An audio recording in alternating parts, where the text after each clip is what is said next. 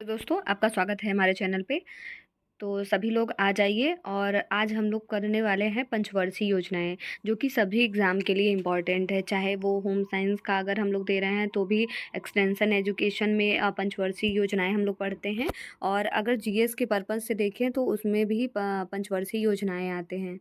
ठीक है, जैसे जैसे अभी बिहार का भी एग्ज़ाम होने वाला है तो उसमें भी जो जीएस के क्वेश्चंस आएंगे उसके लिए भी ये बेनिफिशियल होगा। और भी अगर कोई एग्ज़ाम दे रहे हैं उसके भी ये लिए इम्पॉर्टेंट है। तो चलिए आ जाइए सब लोग और शुरू करते हैं। और एक बात और कि इस वीडियो को आप लोग सब लोग लास्ट तक देखिएगा, जिससे कि आपका जो भी डाउट है वो क्लियर हो जाए और आपको याद हो, और इससे अगर कोई भी क्वेश्चंस आए तो वो छूटे ना, आपका सही आंसर हो जाए। तो ठीक है, तो चलिए आइए स्टार्ट करते हैं। तो सबसे पहले पंचवर्षीय योजनाओं में प्रथम पंचवर्षीय योजना देखते हैं कि ये कब आया। तो प्रथम पंचवर्षीय योजना ये आया था 1951 से 1956 के बीच में। पंचवर्षीय योजनाएं हैं तो 5 वर्षों के लिए आया। बट उसमें भी कोई कोई ऐसी पंचवर्षीय योजना थी जो कि 3 साल का ही रहा, 2 साल का रहा, तो उसको भी देखेंगे। तो पहले प्रथम पंचवर्षीय योजना 1951 से 1956 तक रहा। इसका उद्देश्य क्या था? इसका उद्देश्य था कि शरणार्थियों का पुनर्वास, कृषि क्षेत्र में विकास। जो मेन था प्रथम पंचवर्षीय योजना का उद्देश्य वो कृषि क्षेत्र में विकास करना। बट इसके साथ साथ शरणार्थियों का पुनर्वास और कृषि क्षेत्र के विकास तथा राष्ट्रीय प्रसार सेवा का प्रारंभ तथा संतुलित विकास नीति, ये सभी उद्देश्य थे किसके? प्रथम पंचवर्षीय योजना के। और जो वृद्धि दर था, लक्ष्य, वो कितना था? 2.1%। मतलब कि वृद्धि दर लक्ष्य प्राप्ति का था। पर प्राप्ति के कितना हुआ था इसमें? तो 3.6%। मतलब 2.1% तो वृद्धि लक्ष्य रखा गया था, बट प्राप्ति कितना हुआ था? उससे ज़्यादा हुआ था। 3.6%, 3.6% था। ठीक है, और इसकी अन्य विशेषता देख लेते हैं। तो प्रथम पंचवर्षीय योजना की जो विशेषता है वो ये किस मॉडल पे संबंधित था? तो हैरल्ड डोमर समृद्धि मॉडल पर आधारित था ये पंचवर्षीय योजना। इसमें इस जब प्रथम पंचवर्षीय योजना के ही तहत सामुदायिक विकास योजना, जो कि 1951 से 56 का सर्वोच्च प्राथमिकता था, मतलब सामुदायिक विकास की शुरुआत हुई थी कब? 2 अक्टूबर 1952 में। कब? 2 अक्टूबर 1952 में ही सामुदायिक विकास कार्यक्रम की शुरुआत हुआ था। तो और क्या हुआ था इसमें कि न्यूनतम समय में खाद्यान्न में आत्मनिर्भरता की प्राप्ति रखा गया था, कि कम समय में खाद्यान्न में आत्मनिर्भरता को प्राप्त करना।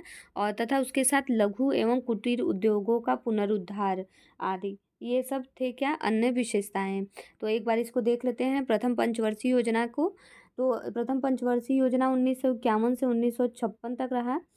इसका जो मेन उद्देश्य था वो कृषि क्षेत्र में विकास करना, शरणार्थियों का पुनर्वास तथा राष्ट्रीय प्रसार सेवा का प्रभाव, संतुलित विकास नीति था। इसका जो लक्ष्य रखा गया था वो 2.1% रखा गया था, बट प्राप्ति कितनी हुई थी? तो लक्ष्य से ज़्यादा हुआ था, 3.6%। और अन्य जो विशेषताएं थी तो ये हेरल्ड मॉडल पर आधारित था। और इसी प्रथम पंचवर्षीय योजना में ही सामुदायिक विकास कार्यक्रम की शुरुआत की गई थी। ठीक है, तो इससे बहुत सारे क्वेश्चंस बनते हैं। इससे भी पूछा जाता है कि ऐसी कौन सी पंचवर्षीय योजनाएं हैं जिसका लक्ष्य जितना रखा गया था उससे ज़्यादा वृद्धि दर प्राप्ति हुई थी, लक्ष्य की प्राप्ति हुई थी। तो ये भी आप याद करते जाइएगा कि क्योंकि किसी किसी में जो है वृद्धि लक्ष्य जो था वो ज़्यादा रखा गया था, लेकिन प्राप्ति उस अकॉर्डिंग नहीं हुई, उससे कम हुआ। ठीक है, तो अब द्वितीय जो पंचवर्षीय योजना है उसको देखें। तो द्वितीय पंचवर्षीय योजना में क्या था? यह 1956 से लेके 1961 तक था द्वितीय पंचवर्षीय योजना। इसका उद्देश्य था आधारभूत एवं भारी उद्योगों के विकास के साथ तीव्र औद्योगिकरण पर बल तथा राष्ट्रीय आय में 25% की वृद्धि तथा बड़े पैमाने पर रोजगार सृजन। ये जो द्वितीय पंचवर्षीय योजना था ये औद्योगिकीकरण से था संबंधित, उद्योगों से संबंधित था। ठीक है, और जो इसका जो लक्ष्य रखा गया था वो 4.50% रखा गया था, बट प्राप्ति कितना हुआ था 4.3%, मतलब उससे थोड़ा कम हुआ था। और इसका जो मॉडल था वो पीसी महालनोबिस की जो 4 क्षेत्रीय मॉडल पर आधारित था। और इसी के समय द्वितीय पंचवर्षीय योजना के समय ही जो राउरकेला जो कि उड़ीसा में है, और भिलाई जो कि छत्तीसगढ़ में है, तथा दुर्गापुर जो कि पश्चिम बंगाल में है, ये इस्पात संयंत्रों की स्थापना हुई थी। ठीक है। तो अगर पूछ ले कि जो ये 4 इस्पात संयंत्र लगाए गए थे, इसकी स्थापना किस पंचवर्षीय योजना में हुई थी?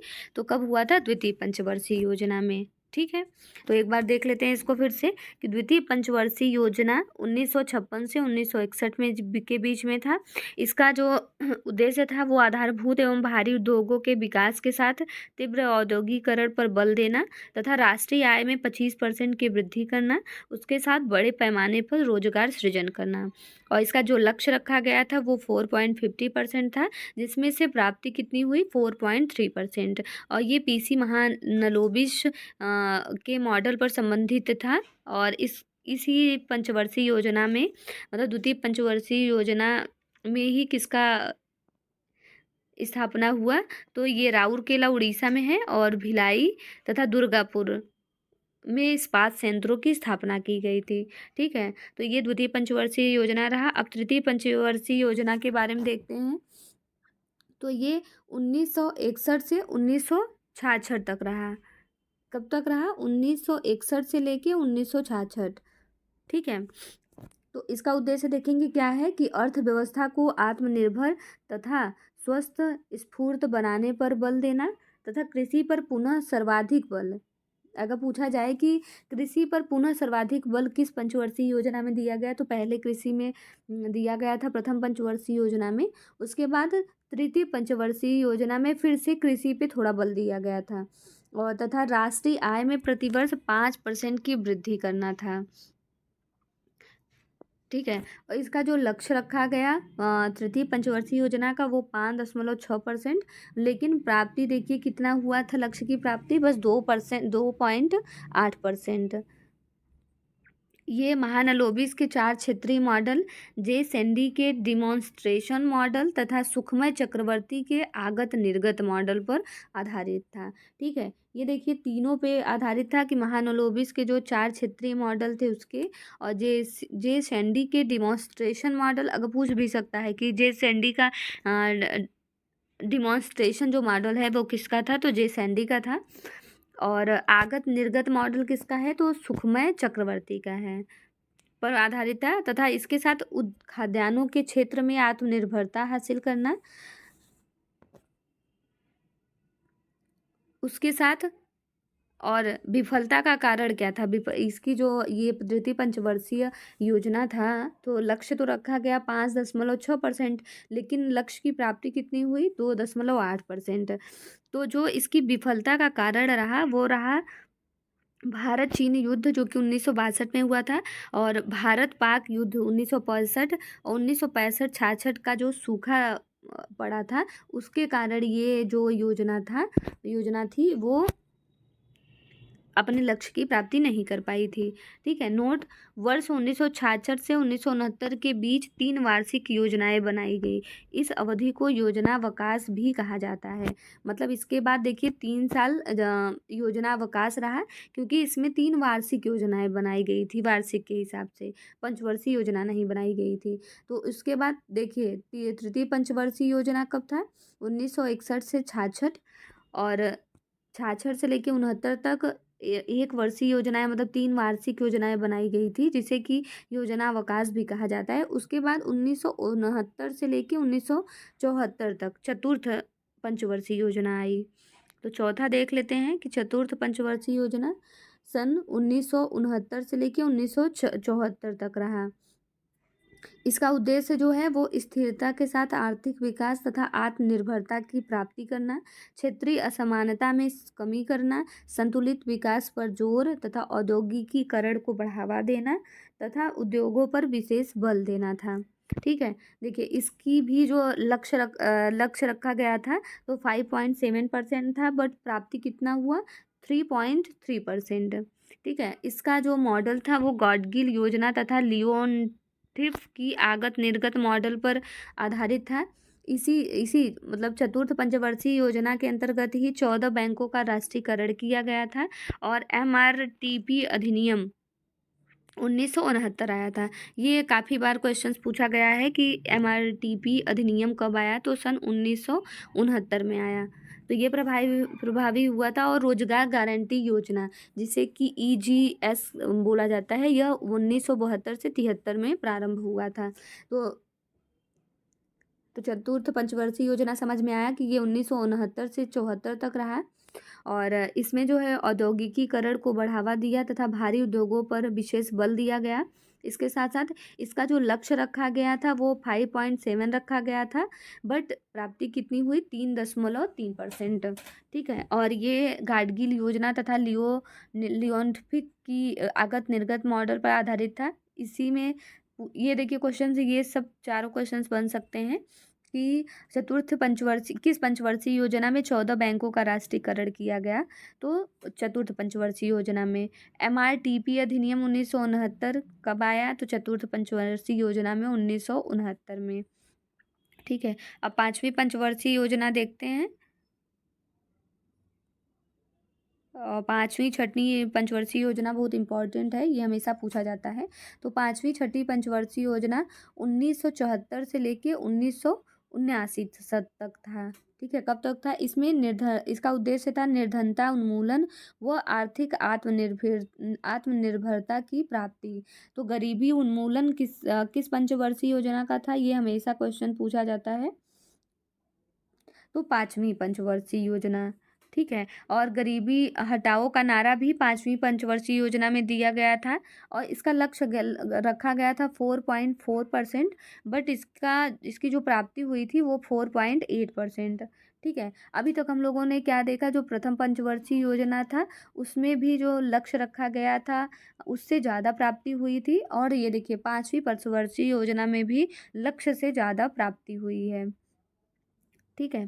तो पांचवी पंचवर्षीय योजना में गरीबी हटाओ का नारा दिया गया तथा न्यूनतम आवश्यकता कार्यक्रम पर प्रारंभ किया गया।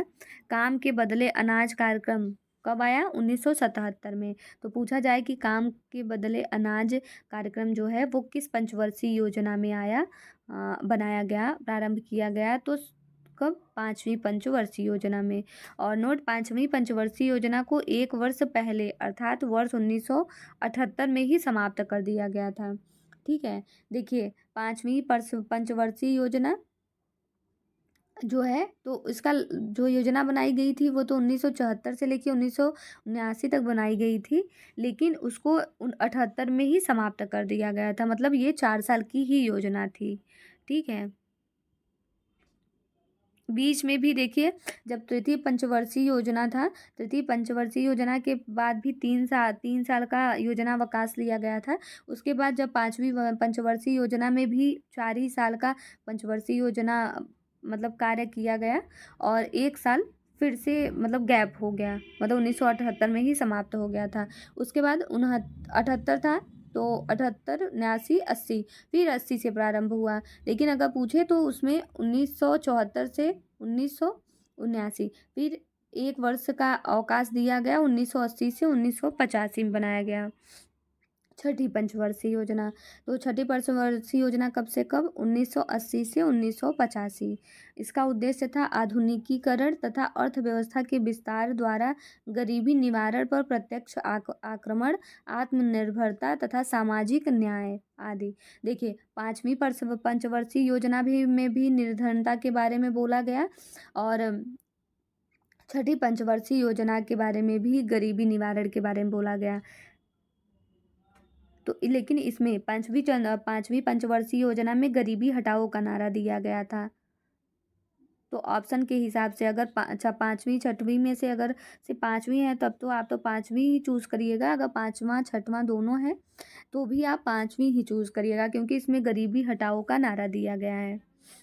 नेक्स्ट क्वेश्चन, और उसके बाद इसका जो लक्ष्य रखा गया छठी पंचवर्षीय योजना का वो 5.2% था, बट लक्ष्य की प्राप्ति 5.7% हुई। और जो अन्य विशेषता है इसमें आगत निर्गत मॉडल पर ये संबंधित था, आधारित था। छठी पंचवर्षीय योजना गरीबी निवारण तथा रोजगार सृजन पर विशेष बल दिया गया था। ग्रामीण बेरोजगारी के उन्मूलन से संबंधित अनेक योजनाएं, देखिए इसमें योजनाएं बहुत ज़्यादा बनाई गई हैं गरीबी से संबंधित और तथा ग्रामीण बेरोजगारों के उन्मूलन से संबंधित अनेक योजनाएं, जैसे कि IRDP, NREP, ठीक है, और ट्राइसेम। आप बताएंगे कि ट्राइसेम की स्थापना कब हुई थी, और ड्वाक्रा जो कि हम लोग एक्सटेंशन एजुकेशन में ये सभी पढ़ते हैं, और RLEGP आदि लागू हुआ। छठी योजना को 15 वर्षों की दीर्घावधि को ध्यान में रखकर बनाया गया था।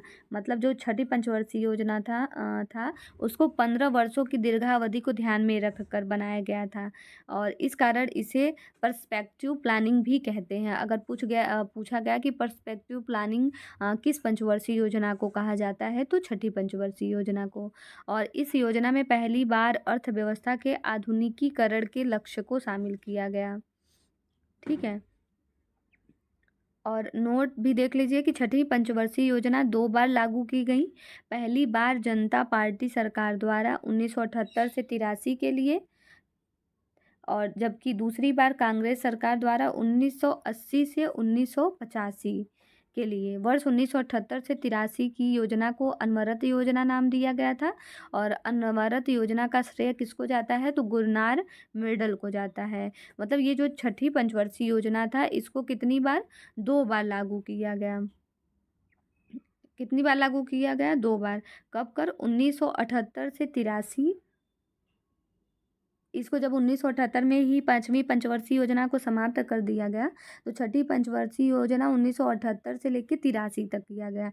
लेकिन फिर जो है 1980 से लेकर 1985 तक, लेकिन दोनों में अंतर क्या है कि जब 1978 से लेकर 83 तक पंचवर्षीय योजना बनाई तो वो जनता पार्टी सरकार द्वारा बनाई गई थी, और जब दूसरी बार 1980 से 85 तक बनाया गया तो ये कांग्रेस सरकार द्वारा बनाया गया।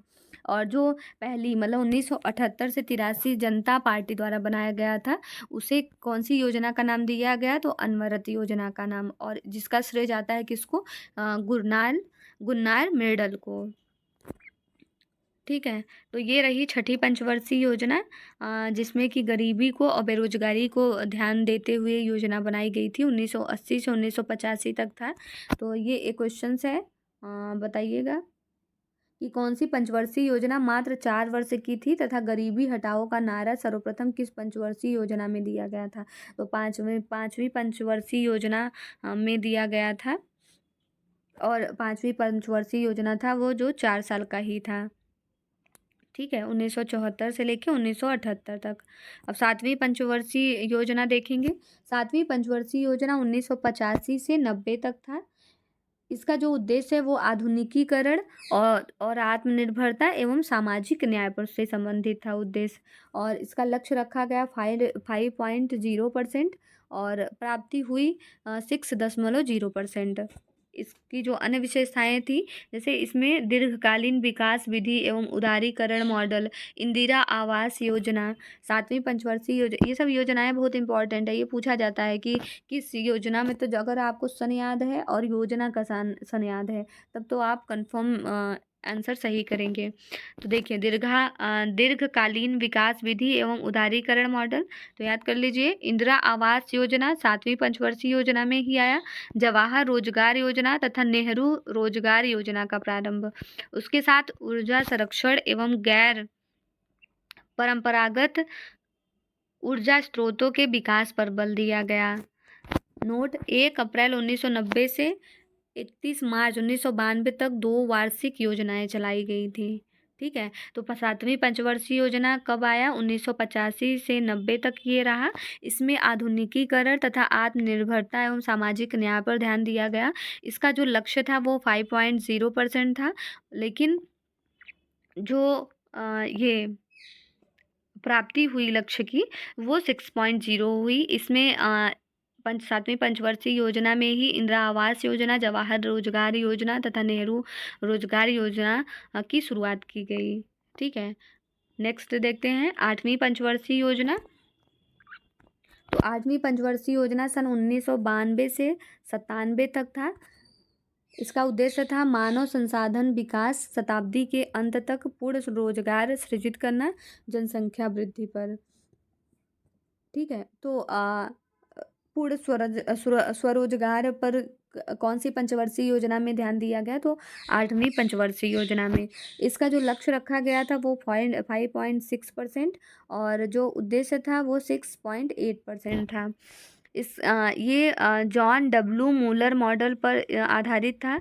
इसके प्राथमिक शिक्षा का सार्वभौमिकीकरण 8वीं पंचवर्षीय योजना में हुआ। 15 से 35 वर्ष आयु समूह में निरक्षरता उन्मूलन, नियंत्रण, पेयजल तथा स्वास्थ्य का सार्वभौमिकरण इसी योजना के अंतर्गत किया गया। ठीक है, तो आप लोग ये सब जैसे प्राथमिक शिक्षा का सार्वभौमिकरण है, ये सब आप लोग एक बार सर्च करके देख लीजिएगा कि कब आया, किस सन में आया। अब 9वीं पंचवर्षीय योजना देखेंगे कि 9वीं पंचवर्षीय योजना सन 1997 से 2002 तक रहा। ये सामाजिक न्याय एवं समता के साथ आर्थिक विकास करना इसका उद्देश्य था और इसका लक्ष्य 9वीं पंचवर्षीय योजना का लक्ष्य 6.5% था, जिसमें से जो प्राप्ति हुई वो 5.4% हुई। इसके जो अन्य विशेषताएं हैं, इस योजना में 7 बुनियादी न्यूनतम सीमाओं जिनमें सभी के लिए प्राथमिक शिक्षा। पूछा जा सकता है कि ऐसा कौन सा पंचवर्षीय योजना है जिसमें कि 7 बुनियादी न्यूनतम सेवाओं को लागू किया गया था? तो 9वीं पंचवर्षीय योजना, ये सेवाएं देखते हैं क्या है।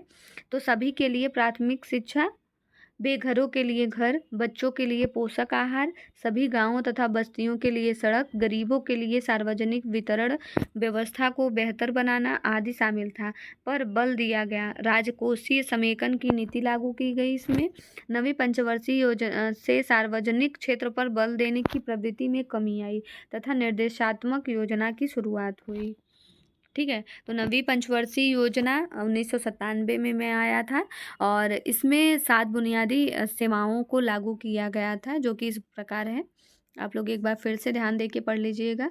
अब 10वीं पंचवर्षीय योजना के बारे में बात करेंगे और आप लोग अगर लेना चाहें तो इसका स्क्रीनशॉट ले लीजिए। ये पंचवर्षीय योजनाओं की विकास उपलब्धि है कि जैसे पहली पंचवर्षीय योजना का लक्ष्य था 2.1%, लेकिन जो वास्तविक उपलब्धि थी वो 3.6 थी। तो ऐसे सबका रखा गया है, तो आप लोग इसको स्क्रीनशॉट ले लीजिएगा क्योंकि इसमें से आने के क्वेश्चंस के चांस रहते हैं।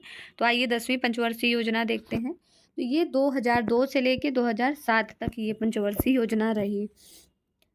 10वीं पंचवर्षीय योजना 1 अप्रैल 2002 से 31 मार्च 2007 ऐसे समय लागू की गई जब अर्थव्यवस्था में आर्थिक सुधारों का दौर अपने चरम पर था। ठीक है, 10वीं पंचवर्षीय योजना अधिक व्यापक आगत निर्गत मॉडल पर आधारित था। किस पर आधारित था 10वीं पंचवर्षीय योजना? तो आगत निर्गत मॉडल पर। 10वीं योजना को कूटनीति 2 आधारभूत तत्वों पर आधारित थी। कौन कौन से? तो विगत वर्षों में प्राप्त उपलब्धियों को अक्षुण्ण बनाए रखते हुए इन्हीं पर आगे का विकास करना तथा विगत वर्षों में अर्थव्यवस्था के विभिन्न क्षेत्रों के विकास में आई बाधाओं को प्राथमिकता के आधार पर दूर करना।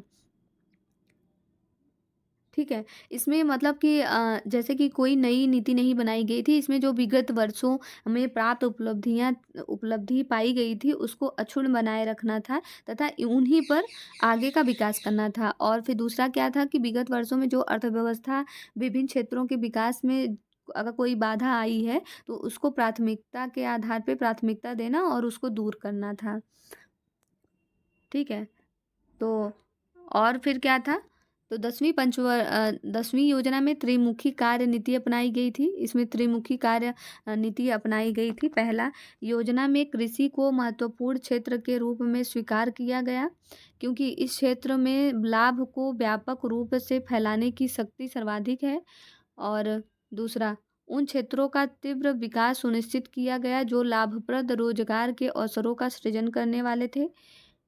तीसरा, ऐसे लक्षित समूहों जो सामान्य समृद्धि प्रक्रिया से पर्याप्त रूप से लाभान्वित नहीं हो सके के संबंध में पूरक कार्यक्रमों पर बल दिया गया।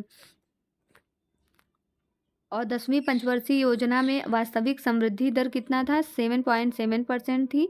यद्यपि यह योजना अपने लक्ष्य 8.0% से कम रही, तथापि यह अब तक की सर्वाधिक वृद्धि दर वाली योजना थी। मतलब कि सबसे ज़्यादा जो वृद्धि दर रखा गया था वो किस में रखा गया था? 10वीं पंचवर्षीय योजना में। ठीक है, तो ये रहा 10वीं पंचवर्षीय योजना कब लागू हुआ था? तो 1 अप्रैल 2002 से लेके 31 मार्च 2007 तक। इसमें क्वेश्चन भी पूछा है समयावधि, तो 1 अप्रैल 2002 से लेके 31 मार्च 2007 तक था। अभी 11वीं पंचवर्षीय योजना देख लेते हैं। 11वीं पंचवर्षीय योजना जो कि 2007 से लेके 2012 तक रहा। 11वीं पंचवर्षीय योजना का प्रमुख ध्येय तीव्रतर आर्थिक विकास के साथ समावेशी विकास के लक्ष्य की प्राप्ति थी, जिससे कि विकास की मुख्य धारा के साथ सबको जोड़ा जा सके तथा आर्थिक विकास में सभी लाभान्वित हो सके। ठीक है, 11वीं पंचवर्षीय योजना का ये उद्देश्य था।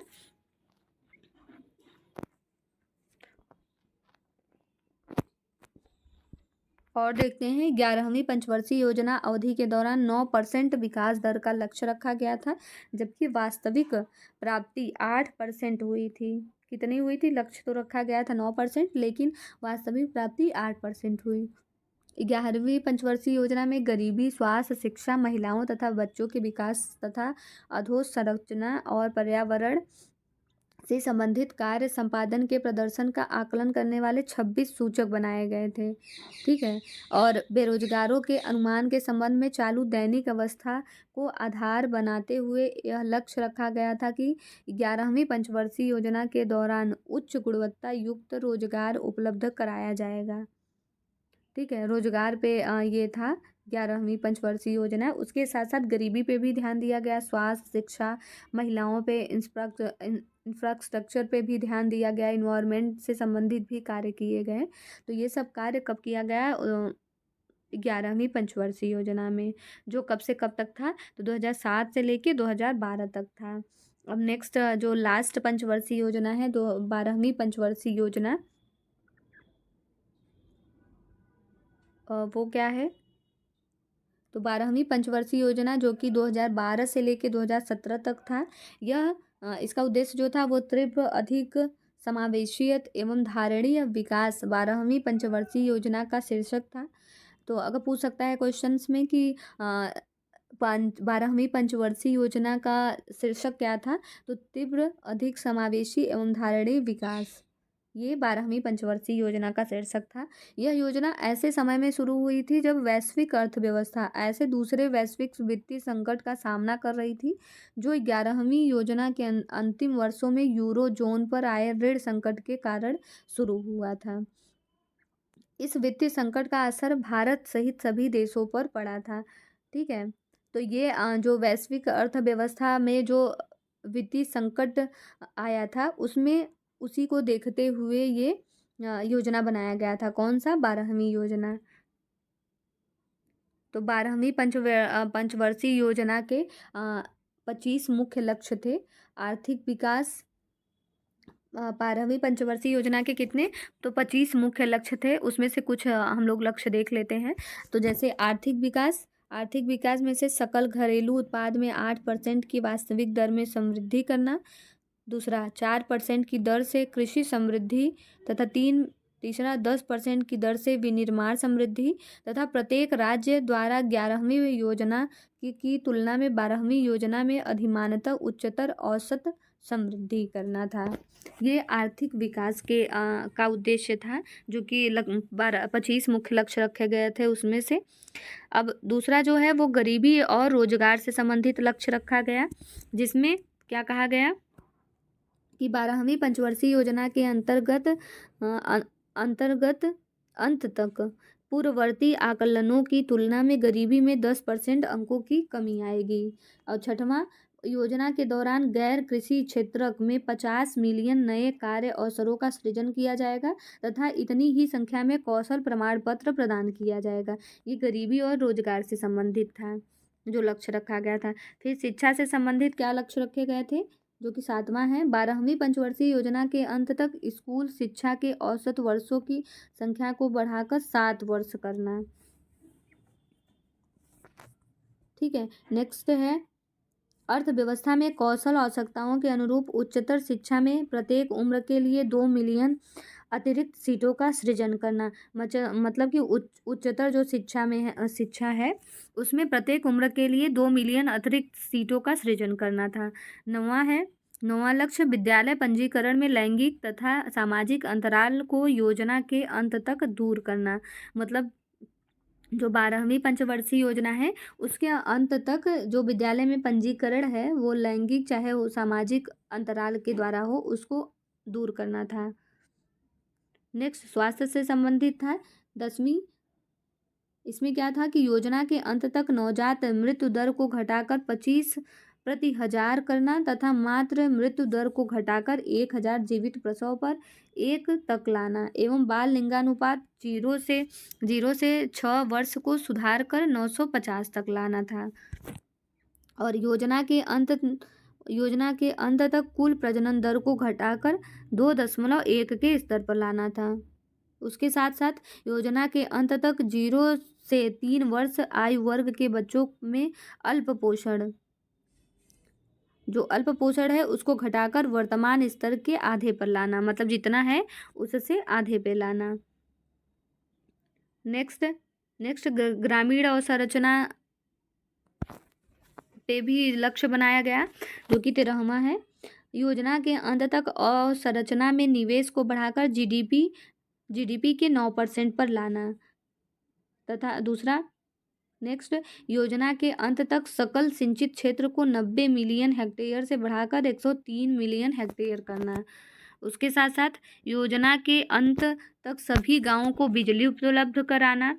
उसके साथ 12वीं पंचवर्षीय योजना के अंत तक सभी गांवों को 12 सड़कों से जोड़ना, ये भी था।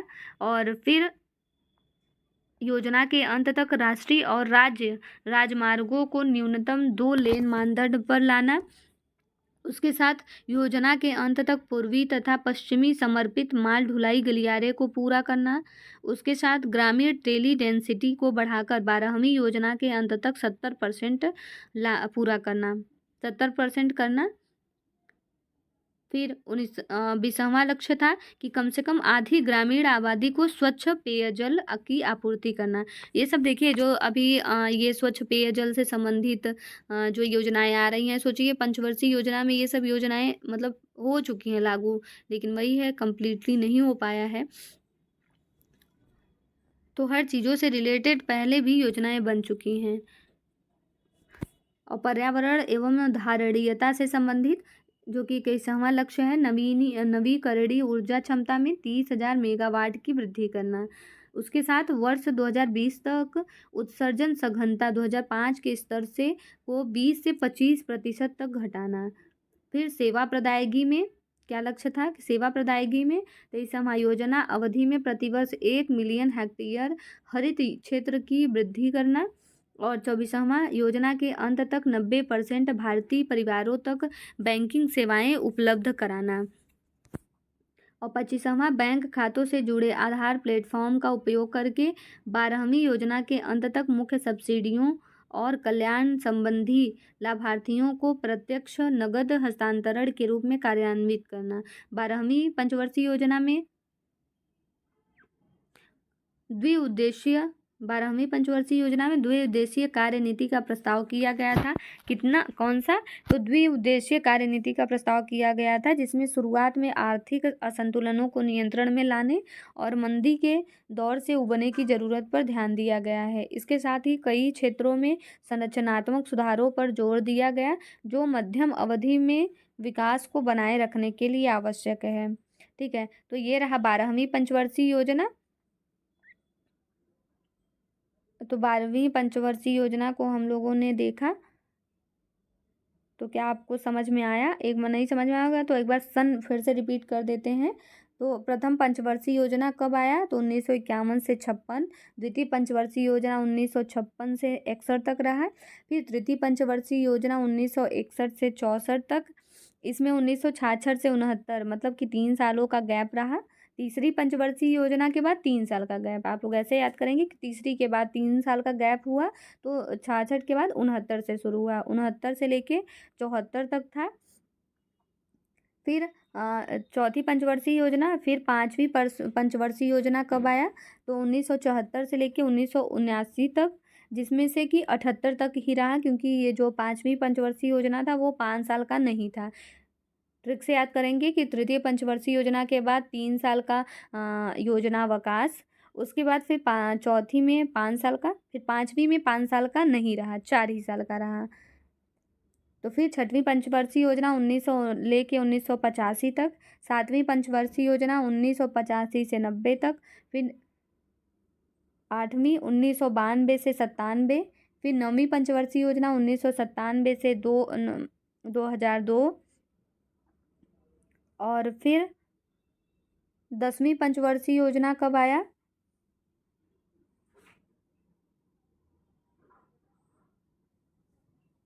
हाँ 10वीं पंचवर्षीय योजना 2002 से लेके 2007, जो कि 1 अप्रैल 2002 से 31 मार्च 2007 तक रहा। और 11वीं पंचवर्षीय योजना 2007 से लेके 2012 तक, और उसके बाद फिर 12वीं योजना 2007 से लेके